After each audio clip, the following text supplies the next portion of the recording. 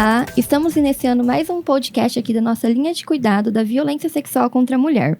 Eu sou a Bruna Oliveira, aluna do 4º termo de Medicina, e hoje estou dividindo mesa com a minha colega Júlia Lopes e com a Mariana Pádua. Também contamos no apoio com a nossa professora Lucila, com a nossa amiga Letícia de Castro e com a Kalina. Nossos convidados hoje são a doutora Anelise. Ela é defensora pública desde 2011, membro no NUDEM, Núcleo de Promoção e Defesa dos Direitos das Mulheres da Defensoria Pública do Estado de São Paulo, formação em masculinidade e gênero pelo grupo E Agora José, e atuante no CRM, que é o Centro de Referência da Mulher de Araçatuba.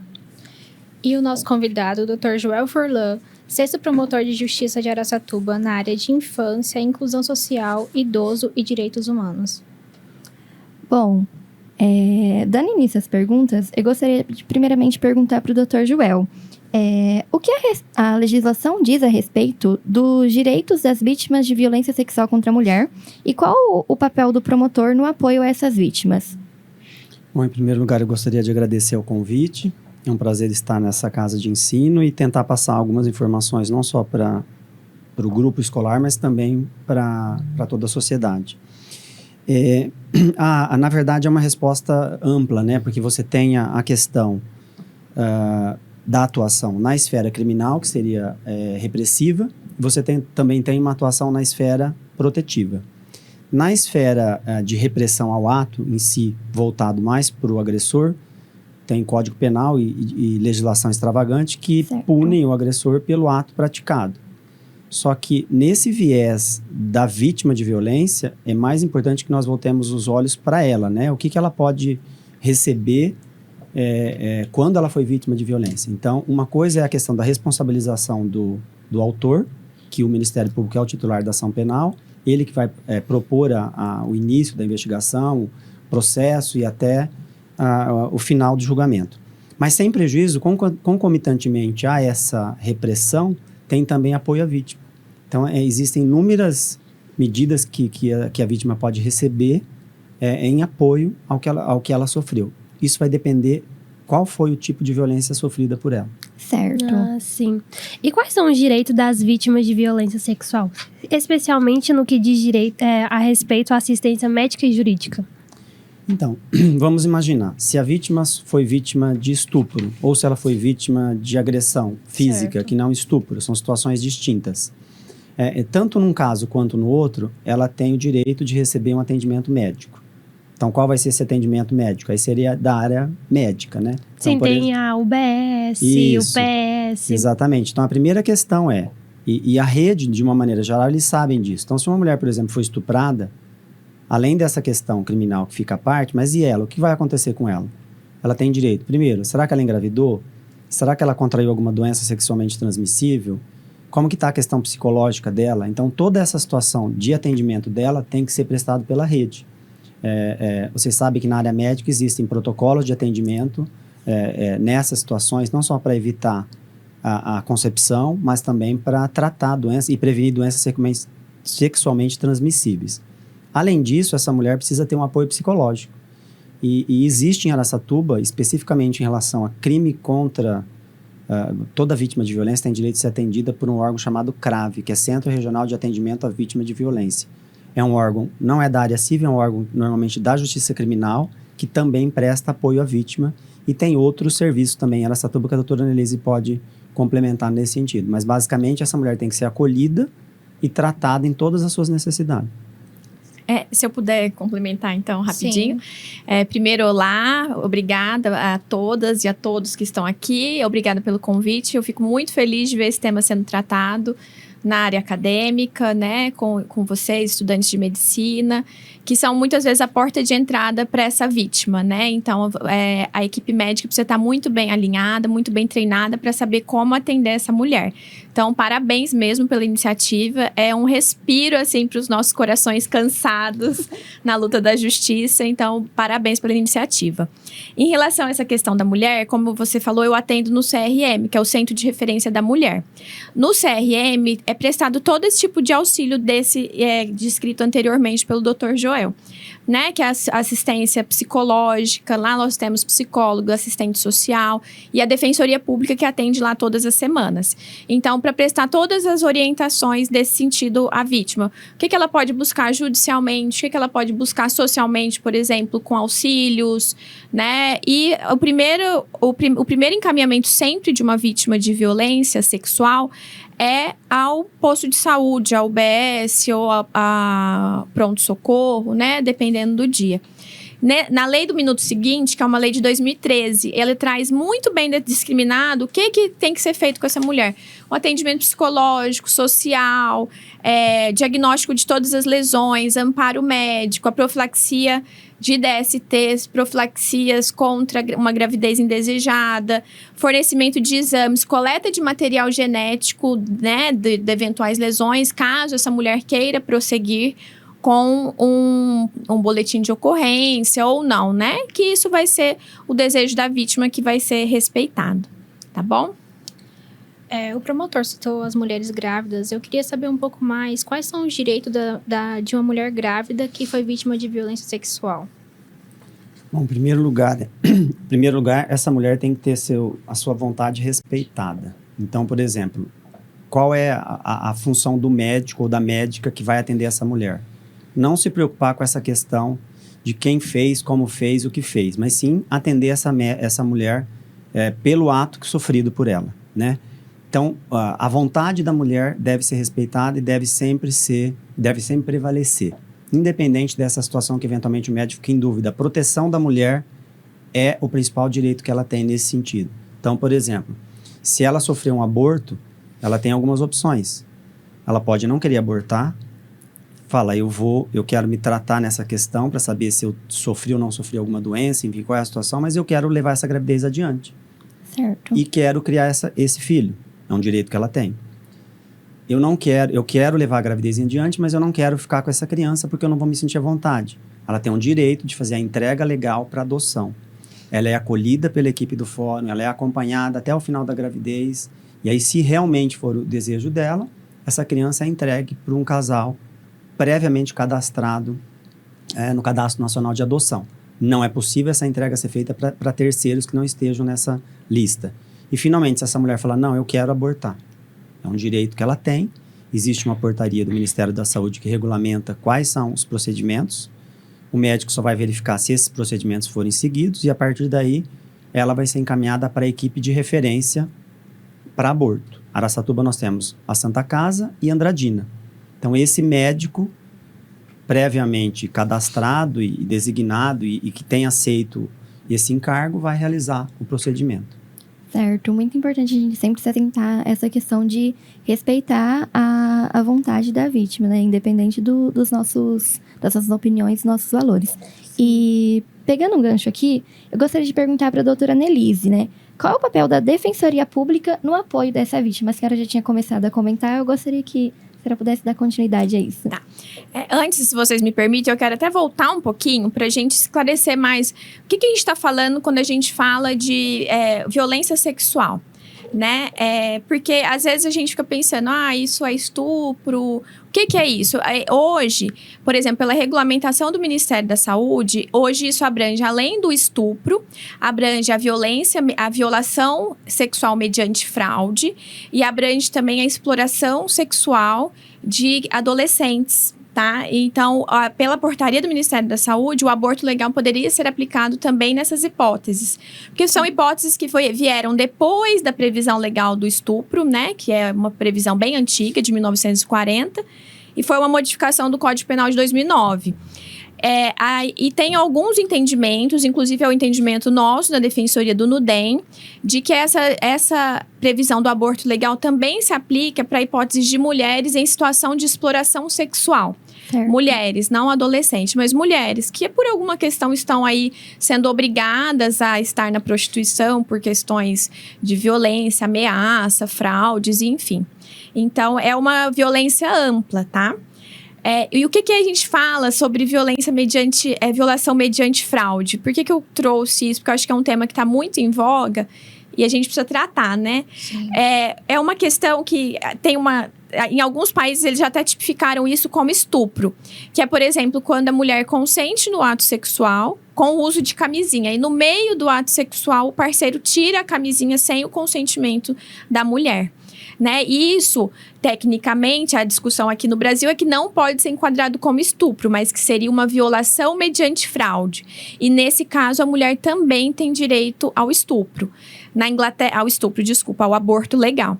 Na Inglaterra, por exemplo, eles aprovaram uma legislação o ano passado, tipificando isso como estupro, né? Então, são coisas novas, discussões novas que a gente está tendo, né? Que a gente precisa conversar, e isso é muito importante. Qual que é o papel da defensoria nisso? A defensoria geralmente é acionada, e infelizmente, quando o serviço falhou, né? Porque pela legislação, todo o procedimento, atendimento das vítimas, o procedimento de aborto legal, ele não depende de intervenção judicial, não depende de autorização judicial. Então, se essa vítima geralmente chega até a gente, é porque ela não foi acolhida adequadamente nos órgãos que deveriam ter acolhido ela. Tá? Então, ela recebeu negativas das equipes de saúde, não foi amparada adequadamente pelas equipes psicossociais. Então, o papel da defensoria é auxiliá-la a acessar esses direitos que, por algum motivo, lhe estão sendo negados. Aí, geralmente, a gente não entra com medidas judiciais. Isso aqui, geralmente, a gente não resolve com ações. Eu vou entrar com uma ação para obrigar a fazer. A gente resolve ligando, liga daqui, liga dali, manda um ofício, conversa, tenta entender o que está acontecendo, qual que é o empecilho, aonde que não está havendo consenso, para que a gente possa resolver. E geralmente a gente resolve assim, tá? Teve alguns casos já aqui em Araçatuba, de mulheres grávidas de fetos anencéfalos, né? Que é uma das hipóteses de aborto legal, em que houve recusa de realização do procedimento, e daí foi necessário o ajuizamento de uma ação pedindo autorização, né? Aí a gente faz uma ação pedindo autorização judicial para que o procedimento seja feito. Mas o próprio Conselho de Medicina tem resolução atestando, por exemplo, que no caso dos fetos anencéfalos, não há necessidade nem de boletim de ocorrência, né? Basta a necessidade de um diagnóstico médico assinado, exames de imagem atestando essa condição de anencefalia. Tá? Então, quando chega a gente, infelizmente, é porque deu algum problema no caminho, né? Então, é a defensoria que faz esse contato, assim, mais direto com o sistema de saúde para tentar resolver essas questões. Isso. Quando tem algum empecilho, a gente tem uma equipe. Aqui, por exemplo, tem um assistente social, um psicólogo. A gente prefere até que esses atendimentos sejam feitos por eles, porque eles têm muito mais qualificação técnica do que a gente, porque às vezes a gente é muito técnico, acaba até assustando as pessoas, né? Não entende muito linguagem. E a nossa equipe já tem acesso muito bom à rede, compreende bem o funcionamento. Então, eles dão um suporte, assim, pra gente que é essencial. Certo. Pegando um gancho no que a doutora está falando, promotor, como que as leis podem ser atualizadas, melhoradas para garantir que as mulheres tenham acesso a serviços de saúde seguros e de qualidade em casos de violência sexual? Na verdade, assim, no meu ponto de vista, a gente tem legislação suficiente, né? Então, quando você fala, por exemplo, de mulheres, eu incluiria também adolescentes. O que está faltando? Tudo isso que a gente está discutindo, como a doutora Annelise falou, é porque houve uma falha no início. Então, por exemplo, se a gente voltar um pouquinho, o que a Constituição brasileira prevê? Planejamento familiar. Então, toda família tem direito ao planejamento familiar. Certo. E esse artigo da Constituição foi regulamentado por leis posteriores, uma delas do ano passado, que entrou em vigor em março desse ano, que reduziu a idade para fazer laqueadura de 21 anos, sem necessidade de ter filhos. Então, não só a laqueadura, mas também a vasectomia no homem. E também ela prevê outros métodos contraceptivos que, na verdade, não são aplicados. O que eu percebo no dia a dia? Se a unidade básica de saúde tem conhecimento de toda essa legislação, que é um direito da mulher, inclusive da adolescente, de fazer, por exemplo, a pílula do dia seguinte, ou mesmo anticoncepcional, ou os métodos que são utilizados para evitar a gravidez, e etc. Se essa equipe básica de saúde esclarecer a população. Se a população tiver conhecimento de todos esses direitos, essa população vai usar o serviço. Só que para ela usar o serviço, ela não pode ser julgada. Então, por exemplo, ela não pode chegar no posto de saúde ou na UBS, mas por que você... Não é do interesse desse profissional querer saber o que aconteceu. É um direito da mulher, da adolescente, com a sua representante legal ou seu representante legal, receber este ou aquele tratamento. Então, para mim, a legislação é mais do que suficiente. O que falta é colocar ela efetivamente em prática e ajustar a rede como um todo para efetivar esse serviço. Sim. Doutor, você pode arrumar o microfone? Só aproximar um pouco mais? Isso, obrigada. E como a doutora comentou, né, da sua atuação ali no CRM, que tem um contato direto mais próximo assim com a sociedade, eu gostaria de saber como a sociedade em si pode trabalhar para combater a violência sexual contra as mulheres e garantir que as vítimas tenham acesso a esse acolhimento, a esse apoio que elas precisam e merecem. Eu concordo com o Dr. Joel nesse ponto em que ele diz, né, que a nossa legislação, ela é boa, né, ela é ampla, né, além das leis, nós temos as resoluções, o Ministério da Saúde, nós temos muita normativa que trata sobre isso. Eu acho que falta mesmo uma qualificação mais adequada dos profissionais que atendem essas mulheres, principalmente que atendam sem julgamento, né, como o Joel apontou. Sem julgamentos. Por exemplo, nem é a questão aqui de aborto, mas se uma mulher tem uma relação sexual desprotegida, por qualquer motivo que for, que não é da nossa conta, ela tem direito à profilaxia contra doenças sexualmente transmissíveis e ela tem direito a receber a pílula do dia seguinte no posto de saúde. Mas o que acontece é isso, que quando ela chega, ela é julgada, né, muitas vezes com palavras mesmo fortes, e aí ela acaba não chegando ao serviço. Porque ela teme que isso, e aí, muitas vezes ali no bairro, as pessoas vão ficar sabendo, então ela tem medo. Então, é importante que isso seja retomado, essa discussão, também no âmbito do sigilo, né? Quando uma paciente procura um profissional da saúde, ela tem direito ao sigilo do que ela falou, do procedimento que ela realizou, seja o aborto também tem que ser garantido o sigilo no caso do aborto legal, a entrega protegida, como o doutor Joel bem falou, ela também está resguardada pelo sigilo. Ninguém da família precisa ficar sabendo. Se ela for casada, o marido não precisa ficar sabendo, é uma decisão da mulher. Então, o treinamento das equipes é muito importante. Conscientização, eu acho que isso aqui é uma iniciativa excelente para a gente trazer esse tema à discussão para mais pessoas. Educação em direitos, né, que inclusive é uma das obrigações dos defensores públicos, por exemplo, falando do meu lugar de fala, né? Então, a Defensoria Pública tem entre as suas funções fazer educação em direitos. Até, inclusive, sobre esse tema, a gente está com um projeto que chama Defensoria e Cidadania, que a gente está falando sobre os direitos das mulheres nos CRAS aqui da cidade de Araçatuba, e nesse mês a gente está tratando aborto legal, entrega protegida, todas essas temáticas, né, indo até os bairros para conversar com a população e tirar essas dúvidas. Então, eu acho que falta um pouco isso, treinamento e educação em direitos e cidadania. E talvez de forma até mais ampla, né, eu sou uma sonhadora, mas eu acho que a gente tem que tratar sobre isso com os nossos jovens, nas escolas, ali é que está, né, a sementinha, ali é que está o germe, que acho que a gente vai fazer uma sociedade melhor através dessas novas gerações. Eu queria só complementar o que a doutora Annelise falou, que assim, nesse sentido de cumprimento, há uns 2 anos eu instalei um procedimento na minha promotoria, que é um procedimento de acompanhamento de política pública, com 3 objetivos: planejamento familiar, aborto legal e entrega legal de criança. E nós fizemos uma reunião, depois se vocês quiserem ter acesso, eu posso mandar o procedimento integralmente, porque ele é público, com umas 60 ou 70 pessoas da rede, e o que me chamou a atenção foi que alguns órgãos do sistema de saúde do município não conhecia a função do outro órgão. Então, por exemplo, não sabia que havia determinado tipo de serviço dentro da rede. E sem saber, como é que vai cumprir? Então, assim, quais foram os avanços que nós obtemos por conta disso? Que a rede, na verdade, está em construção. A Santa Casa não tinha...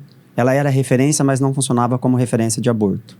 Quando a gente precisava, era realizada em Rio Preto ou Andradina. A partir disso, ela retomou o atendimento como referência. Porque o médico não é obrigado, mas se vai fazer, tem que ter a referência, tem que ter o profissional. Certo. A própria DRS está estabelecendo fluxos de encaminhamento e de atendimento. E, além disso, o município está finalizando treinamento com as equipes e estabelecimentos de fluxo. Por exemplo, não tinha mais implantação de DIU. Isso está sendo retomado. Então, diversas coisas que você vai... Porque quando se fala em aborto, não, mas o aborto é o final, é a exceção, é o que ninguém vai querer fazer, nem a mulher, principalmente. Sim. Mas se a gente fizer toda essa parte que antecede, provavelmente a gente não vai chegar àquele ponto final. Sim. O senhor tinha falado que o médico não é obrigado. E quais são as obrigações legais do médico em relação ao atendimento das mulheres que procuram um aborto legal? Bom, eu acho que a principal obrigação do médico, no meu ponto de vista, é não fazer julgamento. Sim, ele tem que acolher. Ele tem que acolher. Ele vai fazer o atendimento. Se ele não se sentir confortável, o Conselho Regional de Medicina prevê a possibilidade dele não fazer esse atendimento, que eles chamam de objeção de consciência, uma construção, mas, na verdade, se ele não se sente confortável por algum motivo justificável, ele pode não atender, mas, para isso, ele tem que passar para outro profissional, e desde que não haja risco para paciente, e desde que não seja uma forma de discriminar essa pessoa. Porque o que acontece, que eu estava conversando com a doutora Annelise, alguns médicos, além de não fazer, eles se recusam a fazer o encaminhamento. E, em algumas vezes, ainda vai colocar empecilho em quem está fazendo. Sim. No sentido de julgar, seja por questão religiosa ou por questões pessoais, que não vem ao caso. Então, assim, ele tem que agir como profissional. Sim. Né? E se a omissão dele importar em alguma situação algum prejuízo para essa mulher, principalmente, por exemplo, há inúmeras situações em que pode causar morte, pode causar alguma doença grave ou piorar a situação, ele pode responder por omissão de socorro ou pelo ato que essa mulher sofreu. Sim. Então, basicamente, o que eu diria para o médico? Primeiro, acolher essa mulher, não julgar essa mulher, esquecer qualquer questão ligada à responsabilização do possível infrator, que não é da área dele, e cumprir o seu papel. Tem as normativas, não só do Conselho Regional de Medicina, mas também do Ministério da Saúde. Se aquilo foi seguido, ele vai cumprir aquilo. Vai ser responsável se aconteceu algum erro, ou alguma maldade, alguma omissão pela mulher? Não. Quem vai responder vai ser a mulher, ou eventualmente alguém da equipe que tenha fraudado, ou omitido, ou mentido alguma situação. Se foram cumpridos aqueles requisitos, o médico não tem nenhuma possibilidade de sofrer qualquer tipo de punição. Sim. Certo. E acaba criando um vínculo entre a paciente com a UBS ou o local da área de saúde que ela tá. Exatamente. Doutora, anteriormente a senhora falou sobre os profissionais de saúde, e o promotor também citou. Eu queria saber como que os médicos podem garantir que as pacientes entendam os seus direitos e opções de tratamento, porque algumas mulheres desconhecem totalmente sobre a temática. Inclusive, quando uma mulher é vítima de violência sexual, né, e busca um equipamento de saúde especificamente para o aborto, a recomendação é de que esse primeiro atendimento seja feito por um médico, por uma assistente social ou psicólogo, se possível pelos dois, tá? Se possível também já um enfermeiro, né? A recomendação é que esse primeiro atendimento já seja um atendimento multidisciplinar, para evitar que a mulher tenha que repetir milhares de vezes aquela mesma história. Então, muitas vezes eu entendo que o profissional da medicina, né, nem tem essa formação psicológica, né, essa condição de dar esse amparo psicológico. Então, daí a importância de usar esses outros profissionais que têm essa condição. Como eu não tenho condição de dar o amparo que uma vítima dessa precisa. Então, a gente precisa fazer uso dessas equipes que têm essa condição. Então, eu sempre recomendaria fazer esse atendimento juntamente com o psicólogo e uma assistente social. Isso aí, muitas vezes a mulher vai chegar ali já no momento de muito abalo emocional, uma decisão muito importante, seja ela qual for, né? Eu acho que é importante a gente pontuar isso, que quando uma mulher é vítima de violência sexual, e ainda engravida, né? Como o Joel falou, o aborto é o que ninguém gostaria que acontecesse, né? O aborto legal, nós também não gostaríamos que acontecesse, porque se fosse seguido, se a mulher conhecesse os seus direitos, fizesse a profilaxia, as chances de que essa violência resultasse no aborto eram muito pequenas. Mas, enfim, acontece. Então, é importante que a gente entenda esse lugar de extremo sofrimento emocional para essa mulher. fazer o aborto é uma decisão difícil, manter a gravidez é uma decisão difícil, então não tem decisão fácil, né? Então, eu acho que, como a gente já falou aqui várias vezes, a importância de acolher, não julgar, acolher e fazer os encaminhamentos adequados. O que não pode... Por exemplo, essa mulher chega lá já com, 16 semanas de gestação.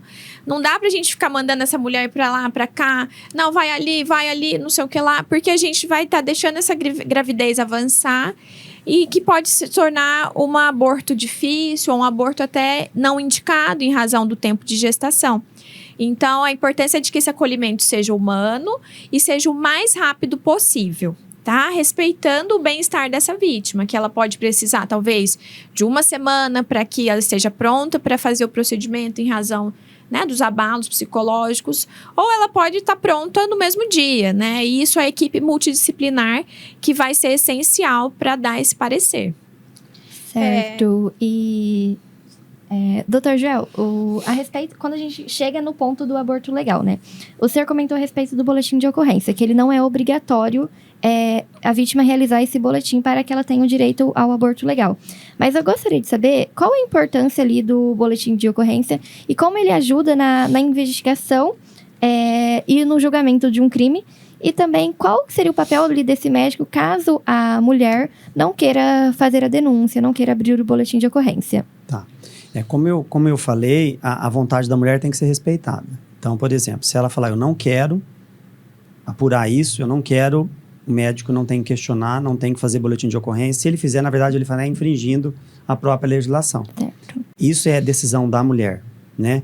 Então, por exemplo, nesse sentido, o boletim de ocorrência não tem importância nenhuma para a área médica. Vai ter uma importância relativa, porque o que é o boletim de ocorrência? Um mero registro de uma notícia na delegacia. E esse registro pode ser verdadeiro ou pode ser falso. Se você sair daqui agora e ir na delegacia e falar, eu quero registrar um boletim de ocorrência porque furtaram o meu celular. Você está falando aquilo e aquilo é registrado. Isso é um boletim de ocorrência, né? Nem sempre esse boletim de ocorrência retrata a verdade daquilo que está sendo dito. Então, é um documento como outro qualquer. Ele, na verdade, em geral, existe as pessoas acham que ele tem tanta importância. Claro que ele é um meio oficial de fazer uma comunicação de um crime para a autoridade policial, para a partir daí começar uma investigação. Então, vamos imaginar que a mulher queira fazer o aborto legal, vítima de estupro, e também queira processar o ofensor, aí ela vai até a delegacia, faz essa ocorrência, ou tem outros meios também de comunicação, não necessariamente o boletim de ocorrência.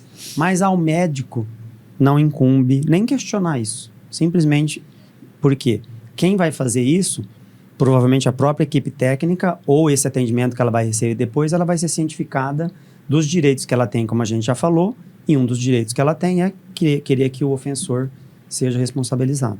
Mas a equipe médica, no meu ponto de vista, não tem que entrar nesse mérito, só na questão médica e se o procedimento é determinado pelo Ministério da Saúde está sendo seguido. Ah, sim. Doutora, após a vítima de violência sexual procurar assistência médica, qual é o prazo que ela tem para realizar o aborto legal? Até quando? Tá. A nossa legislação, ela não prevê esse prazo, né? Na lei, ali no Código Penal, ela não tem previsão de prazo máximo. Ela procurou, esse procedimento tem que ser feito em 7 dias. Isso não tem. Porque, como eu falei, vai envolver várias variáveis. O que tem? Recomendações médicas de que essa interrupção da gestação seja feita até 20 semanas. Ou, em alguns casos, 22 semanas. Mas, por exemplo, em casos em que a vida da gestante esteja em risco, geralmente esse prazo não é observado, porque aí, conforme mais avança a gestação, mais risco para a gestante, risco de vida. Então, por isso a importância de que isso seja feito rapidamente. Porque realmente, tem normativas, acho que do Ministério da Saúde, não, aqui eu não vou saber de cor, mas de que isso seja feito até 20 semanas, tá? Tem alguns procedimentos médicos, eu acho que aí vocês até sabem melhor do que eu, para que essa interrupção seja feita após esse prazo, mas aí é um procedimento mais complexo, envolve algumas outras questões. E alguns também orientam que seja feito até que o feto tenha 500 gramas, no máximo, né? Para que isso seja feito de uma forma mais mais tranquila e com menos riscos. Tá? Até, se a gente puder até voltar um pouquinho aqui na conversa do Joel, isso que ele falou é essencial, né? Da gente pensar na autonomia dessa mulher. E os profissionais da medicina, eles não podem romper com esse vínculo de confiança que é criado quando uma vítima procura um serviço de saúde, né? Sim. A gente tem previsão na legislação da notificação compulsória. O que é a notificação compulsória? A notificação compulsória não é o médico chamar a polícia. Ela é feita através do SINAM, né? Que é o Sistema de Informação de Agravos de Notificação. O que vai constar lá? Vão constar informações genéricas, como a idade da vítima, o bairro da ocorrência, o tipo de ocorrência, se é uma ocorrência reiterada ou não. Mas não podem conter elementos identificadores dessa mulher. Não pode ter o nome dela, não pode ter elementos que a identifiquem pessoalmente. Tá? Então, para quê? Qual que é a importância de que o SINAM seja alimentado adequadamente? É muito importante para fins de políticas públicas. Né? Se o Estado sabe, olha, peraí, a gente está ali com ocorrências muito grandes nessa faixa etária, está aumentando muito. O que a gente vai fazer nessa faixa etária para a gente tentar diminuir um pouco a ocorrência de violências contra crianças, contra todo tipo de grupos vulneráveis? Então, é muito importante, sim, que isso seja feito aqui pelo SINAM, que é o órgão próprio dos agentes de saúde, para que a gente tenha dados.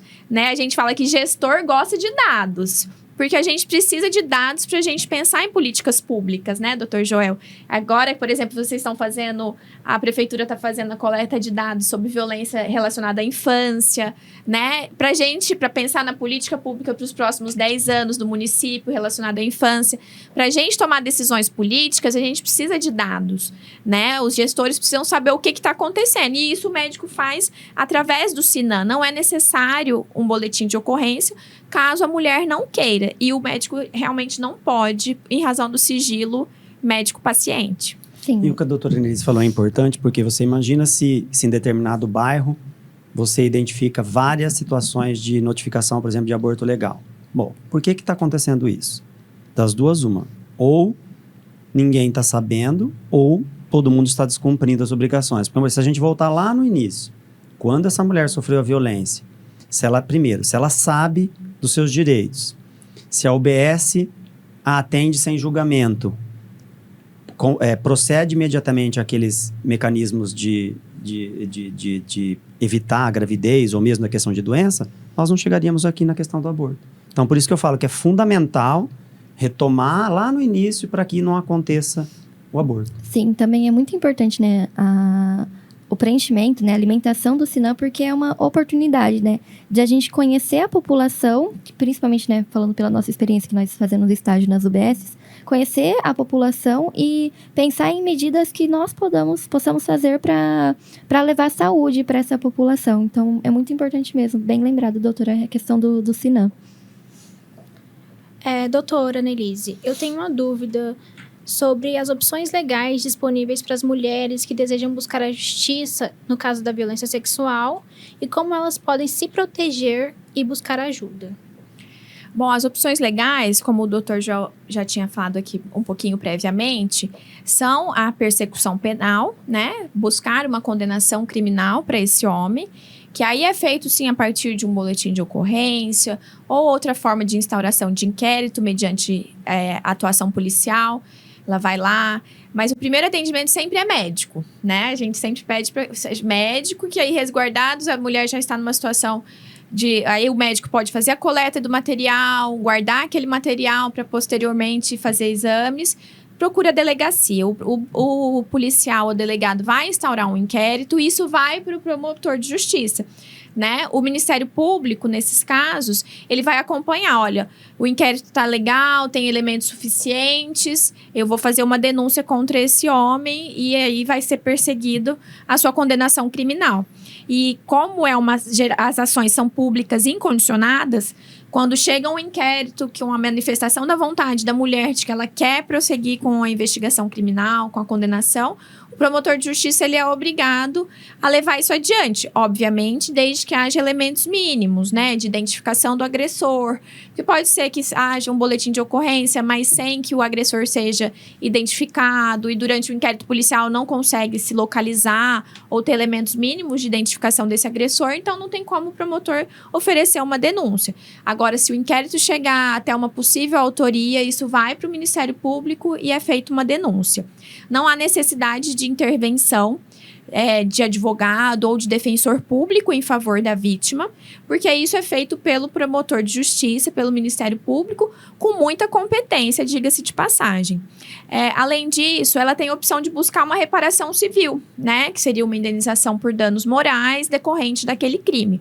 Hoje, inclusive, quando há uma condenação criminal, a gente já pode até aproveitar essa condenação criminal para que isso vire uma condenação pecuniária, em dinheiro. Em alguns casos, até nos próprios processos criminais, né, doutor Joel? A gente tem visto até em casos de violência doméstica, os próprios juízes lá na sentença criminal já estabelecem um valor de reparação para as vítimas. Agora, se ela não quiser...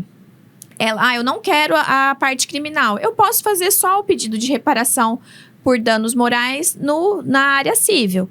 Tudo isso depende de provas, tá? Então, assim, a gente... eu vou fazer só um pedido na área civil. A gente tem que ter provas, elementos, né, fortes para que a gente dê prosseguimento. A esfera criminal geralmente nos fornece essas provas, porque a polícia tem meios muito efetivos de produzir essas provas, tá bom? Tem as medidas protetivas, que, por exemplo, há situações, grande parte dos crimes sexuais são cometidos dentro da família. Então, por exemplo, por incrível que pareça, há casos de filho que estupra a mãe, ou que estupra a avó. Então, ou mesmo a sobrinha. E se eles moram naquele mesmo entorno, é possível medidas protetivas, afastamento de casa, não se aproximar da vítima...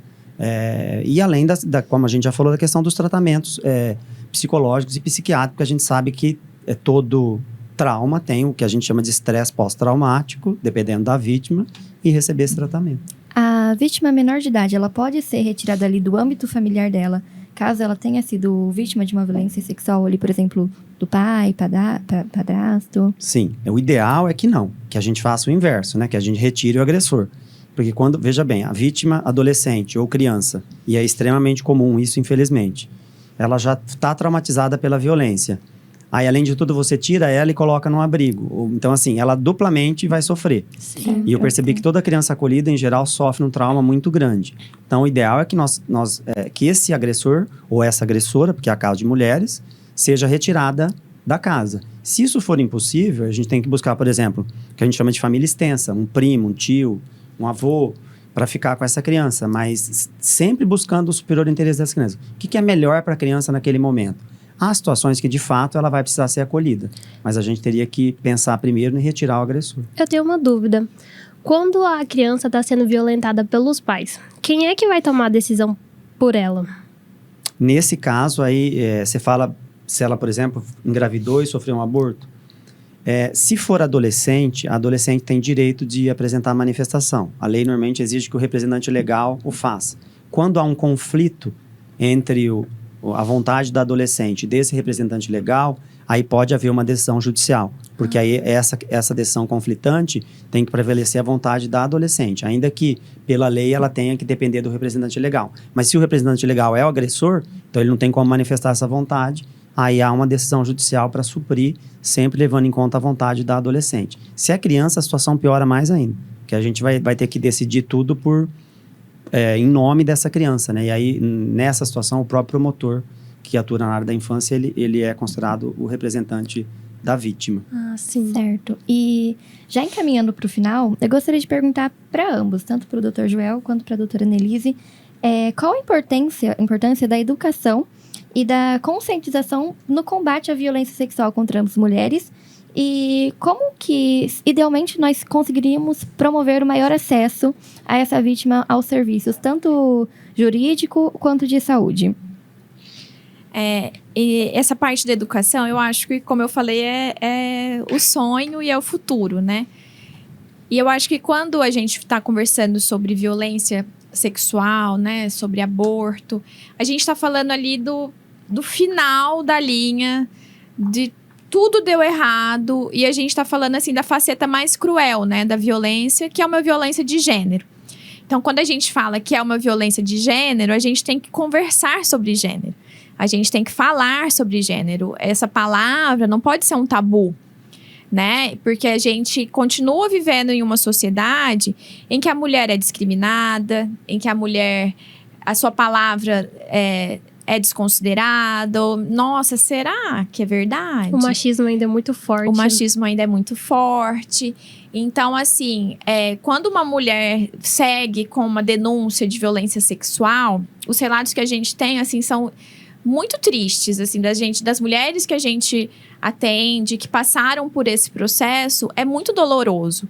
Porque ela é sempre a culpada, né? Ah, mas você estava com aquela roupa que não era adequada para o lugar, que não era adequado. Por que você foi até a casa dele? Ou por que você permitiu que ele chegasse? Mas eu acho que a vítima tem que ser sempre tratada como vítima. A gente não tem que questionar o que a vítima fez para provocar aquela agressão. A gente não questiona o que uma vítima fez para ser furtada. Por que a gente questiona o que uma mulher fez para ser estuprada ou para ser vítima de qualquer outro tipo de violência? Então, a gente precisa conversar sem medo, sabe? A gente precisa conversar sem tabus. Veja, a gente está em uma sociedade altamente machista. A gente está numa sociedade em que as mulheres ganham menos por ser mulheres. A gente está numa sociedade em que a palavra da mulher tem menos valor do que a palavra do homem. A gente está numa sociedade em que a vida da mulher tem menos valor do que a vida do homem. Então, a gente precisa ter essa conversa. Não é uma conversa fácil. Não. E a gente não vai resolver essa conversa falando... Não, mas eu tenho mãe, eu tenho filha. Eu amo as mulheres. Não é isso. Não é sobre isso, né? É sobre mudança de perspectiva em relação ao gênero. A gente sempre fala, né? Até nesse curso que eu fiz sobre gênero... em masculinidade, o que diferencia biologicamente um homem de uma mulher? Existe diferença biológica? Existe, mas é muito pouco para justificar as diferenças históricas, as diferenças socioculturais, as diferenças econômicas da nossa sociedade. Então, e a gente precisa conversar sobre isso com as nossas crianças, sim, né? Sim. A gente precisa conversar sobre... às vezes as pessoas acham que não tem nada a ver, mas a gente precisa conversar sobre divisão igualitária de tarefa dentro de casa, entre os filhos e as filhas. Não só as filhas não têm que limpar, as filhas têm que limpar a casa para os irmãos. Os irmãos podem sair e explorar o mundo, explorar tudo lá fora, porque os homens são exploradores, as mulheres têm que ficar em casa, guardadas. Sim. Então, porque elas têm que cuidar da casa também, né? Porque elas têm que cuidar das crianças, porque elas têm que limpar a casa. Agora, aos homens cabe explorar as potencialidades, ser livres. É maravilhoso. E as mulheres... A mulher tem que ficar dentro de casa porque ela é mais vulnerável. Mas por que a gente é mais vulnerável? Porque os homens estão nos atacando. Mas onde a gente é mais vulnerável? Dentro das nossas casas. Os números são assim... alarmante, gente. Assim, a vontade quando eu leio um anuário de segurança pública é de sentar e chorar, sabe? Eu até estava, antes de vir, lendo uma pesquisa do IPEA, né, que é um órgão público que registra estatísticas, e eles estimam que o ano passado tem havido 822 mil estupros no Brasil. Meu Deus. Porque a estimativa deles é de que 9% só sejam notificados. Né? Porque há realmente uma subnotificação gigantesca, né, nos estupros. Daí até a gente volta da importância do boletim de ocorrência ou da notificação para que esses dados existam e a gente consiga trabalhar com eles. E desses 822 mil, a estimativa é de que mais da metade sejam contra vítimas de menos de 13 anos. Dentro de casa. Dentro de casa, pelos vizinhos, pelo pai, pelo padrasto, pelo tio, pelo irmão mais velho, enfim. Então, assim, é uma discussão horrível. Ninguém quer conversar, né? A gente não gostaria de estar falando sobre isso. Mas se a gente fingir que isso não está acontecendo, se a gente fingir que essas violências não estão acontecendo, elas não vão desaparecer. Gente, elas não vão. Então, a gente precisa conversar sobre isso e desde pequeno. Né? A gente precisa conversar, né, doutor Joel, com as crianças nas escolas. A gente precisa conversar nas escolas. Olha, tudo bem, papai e mamãe vão cuidar aqui, o toque aqui assim é aceitável, isso aqui é cuidado. Passou disso aqui, não é mais. Passou disso aqui, tem que acender um alerta, uma luzinha naquela criança de que, peraí, será que... Porque a criança não sabe, aquelas são as referências de cuidado e de afeto daquela criança. Então, a gente precisa conversar com as crianças sobre isso. O que pode, o que não pode, o que é aceitável, o que não é aceitável. Quem ela pode procurar se ela sentir que isso não está adequado.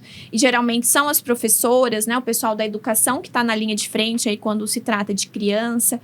Então, são essas conversas, assim, intragáveis, né? São conversas dificílimas. Mas são conversas que precisamos tratar desde o quanto mais cedo, melhor. Porque, infelizmente, a gente já está vendo adolescentes, né, doutor Joel? Vítimas de violência doméstica com os namorados, adolescentes de 14, 15 anos. Com filho. Com filhos, né? Muitas vezes vítimas de violência sexual, porque quando a gente fala de violência sexual, né, a partir do não é violência sexual. Né? E quantas meninas não se identificam como vítimas de violência sexual? Elas disseram não, elas tentaram empurrar, elas tentaram se defender. Aí elas acham, mas eu me coloquei naquela posição, então acho que eu não vou falar. Elas têm um pensamento que elas são as culpadas. A gente volta naquela questão da culpabilização da vítima, tanto pelo profissional de saúde, às vezes por ela mesma. Na linha do que ela falou, que eu acho extremamente importante, é a questão de educação sexual nas escolas. Sim. O Brasil está vivendo um momento horrível de polarização. E quando você fala em educação sexual nas escolas, fica parecendo que você vai ensinar sexo para as crianças. É um tabu muito grande. É um tabu muito grande. E a doutora Annelise pontuou muito bem. A criança não sabe o que é abuso e não sabe o que é carinho. E mais, alguns tipos de abuso não causam dor, causam prazer. E aí a criança vai sentir prazer e depois ela vai se sentir culpada porque ela foi a causadora, por exemplo, da prisão do pai dela. Só que ela estava sendo abusada. Sim. E como é que ela vai saber se em casa a família não vai ensinar isso? Ou pelo menos a grande maioria não ensina. Existem algumas cartilhas muito boas e didáticas que poderiam ser utilizadas, mas até os profissionais da educação têm medo de usar ou têm medo de tocar nesse assunto porque os pais vão falar isso não lhe diz respeito. Mas como não lhe diz respeito se os registros mostram que a maioria dos abusos acontecem dentro de casa por pessoas do círculo familiar?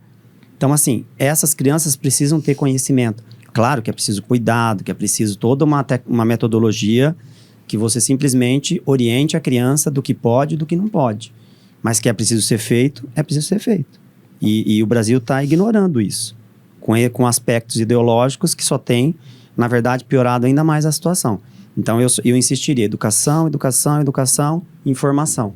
E aí toda a rede... Quem perde muito com a gente, com isso, somos nós, né? Exatamente. Os futuros profissionais de saúde e as vítimas perdem muito com toda essa questão. Perdem, infelizmente, gente. Sim. Vocês gostariam de acrescentar mais alguma coisa? Eu queria acrescentar uma questão, não diz respeito ao aborto legal, tá? Mas acho que tem a ver com a temática e tem a ver principalmente com os profissionais de medicina. Porque sempre houve uma discussão aí se o profissional da medicina ele pode denunciar uma mulher quando ela faz um aborto clandestino, né? Toma algum remédio. Enfim, tem 1 milhão de formas que isso é feito, né? E tradicionalmente os conselhos sempre disseram que não, que isso fere o sigilo. Mas a gente, infelizmente, ainda via isso acontecer algumas vezes. E recentemente, em março agora desse ano, o STJ deu uma decisão falando, o STJ é o Superior Tribunal de Justiça, deixando de forma muito clara que o profissional da saúde não pode denunciar uma mulher que procure um equipamento de saúde por estar sangrando ou por estar com alguma complicação decorrência de um aborto causado por ela, em razão do sigilo médico profissional. E isso pode até causar punições a esse médico, né? E até nesse caso específico, o STJ mandou oficiar os conselhos, mandou oficiar o Ministério Público para tomar as medidas cabíveis, né? Então, eu acho que, assim, os hospitais geralmente têm equipes muito boas de psicólogos, assistentes sociais. Se o médico está com dúvida, conversa, né? Pergunta. Setor jurídico até do hospital, faça esse questionamento. Estou em dúvida, posso, não posso, né? Mas sempre lembrar do sigilo médico profissional que está no Código de Ética, que está no Código Penal e que é uma coisa muito importante, porque se a mulher que vai procurar ajuda profissional começa a sair de lá algemada, como que essa vítima vai procurar ajuda, né? Nesse caso, mais. até não tô nem falando de uma vítima, mas uma mulher que cometeu um aborto por milhões de razões, que não cabe a gente discutir aqui, mas como ela vai ficar sangrando até morrer em casa, entendeu? Então, o local de saúde é preciso que seja um local seguro para que as pessoas busquem ajuda, Sim. né? A gente precisa entender o que a vítima passou. Precisa ter empatia com ela. É isso mesmo. Então, dando encerramento aqui ao nosso podcast, gostaria de agradecer a presença do Dr. Joel, da doutora Annelise. Foi muito enriquecedor pra gente. É uma honra estarmos recebendo aqui vocês para conversar sobre esse assunto que é tão importante. Eu também gostaria de agradecer a professora Lucila, que está ali nos bastidores, a minha amiga Letícia, a minha amiga Kalina, a Júlia, que está aqui comigo, a Mariana. E gostaria de falar que para mim é uma honra estar fazendo parte desse projeto, que é assim, a gente está vivendo assim na prática aquilo que a gente planejou quando ali estava nos primeiros passos da linha. E que é um trabalho que nós estamos com o coração muito quentinho, sabe? Porque nós nos identificamos muito, entendemos muito a importância dessa questão. Isso é, assim, não tenho palavras para descrever o privilégio e a gratidão que eu tenho por vocês e todos que estão aqui contribuindo para a gente. Estarmos realizando isso, né? Colocando em prática, tirando do papel, né, a linha, que era um projeto que, quando a professora propôs pra gente, assim, sabe? Falou assim, é isso, identificamos, precisa, é necessário. E muito obrigada mesmo, de coração. E eu também gostaria de pedir para todos que estão assistindo para que sigam o nosso Instagram, @linha de cuidado. Estamos postando mais informações, liberando os podcasts por lá. Então é isso. Muito obrigada. Muito obrigada. Obrigada a todos e a todos. E a gente está à disposição, né? Acho que é um tema muito relevante. Mas da próxima vez me avisem que eu quero vir de rosa, tá? Com certeza. Eu também só quero agradecer, na verdade, isso vem de encontro àquele trabalho que eu falei que a gente já vinha fazendo e acredito que só vai aumentar a efetividade daquilo que está sendo planejado. Então, parabéns pela iniciativa e sucesso aí no projeto. E a gente avisa o Dr. Joel para vir de rosa também. Muito obrigada. Sim. É isso aí.